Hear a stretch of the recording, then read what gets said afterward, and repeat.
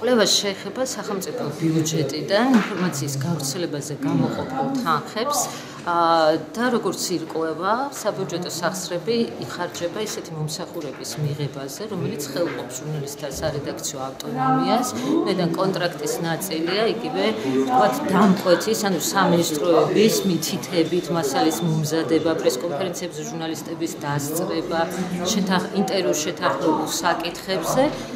ეს არის სარეკლამო ხასიათის მასალა და კაფეთ უნდა იყოს გამეჯნული თვითონ რედაქციის მიერ დამოუკიდებლად მიერ მომზადებული მასალისგან.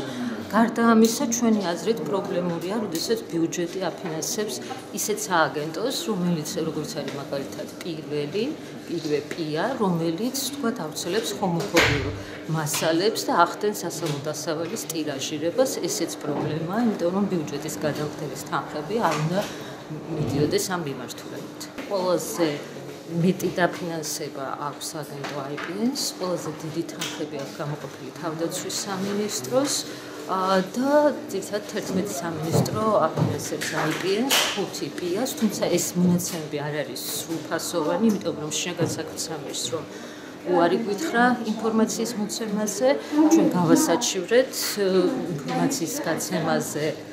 უარიც კი არ მიგვიღია ეს გადაწყვეტილება და მომავალში ვაპირებთ შევისწავლოთ საჯარო სამართლის იურიდიული პირების მიერ დაფინანსებული სხვა კონტრაქტები. აქ რამდენიმე საკითხის გამოუკვეთა შეიძლება. ერთი ეს არის რა ფორმით ხდება ამ სააგენტოების შერჩევა, რამდენად ღიაა გამჭვირვალეა პროცესი, რამდენად აქვს ყველა სააგენტოს საშუალება რომ ითანამშრომლოს ხელისუფლებასთან. ეს არის ერთი თემა, მაგრამ მეორე თემა თავად თანამშრომლობის საგანი. თანამშრომლობის საგანი როგორც წესი არ შეიძლება იყოს ნიუსი.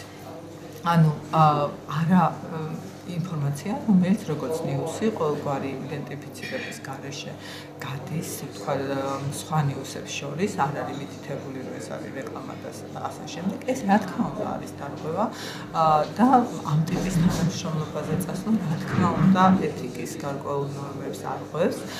ამიტომ ძალიან მნიშვნელოვანია ჩვენთვის, ჩვენ ეს პრეზენტაცია ემსახურება არა ვთქვათ ვიღაცების მხილებას, არამედ უფრო მეტად ემსახურება პრევენციას იმისას, რომ მსგავსი თანამშრომლობა მომავალშიც არ გაგრძელდეს და ამისთვის გვაქვს მთელი რიგი რეკომენდაციები, რომლებიც გვინდა შევთავაზოთ როგორც მთავრობას, ისე ჟურნალისტებს, ისე მედია საშუალებებს, იმიტომ რომ ჩვენ არ ვამბობთ, რომ საერთოდ თანამშრომლობა არ უნდა იყოს, მაგრამ გააჩნია რაზე უნდა იყოს ეს თანამშრომლობა.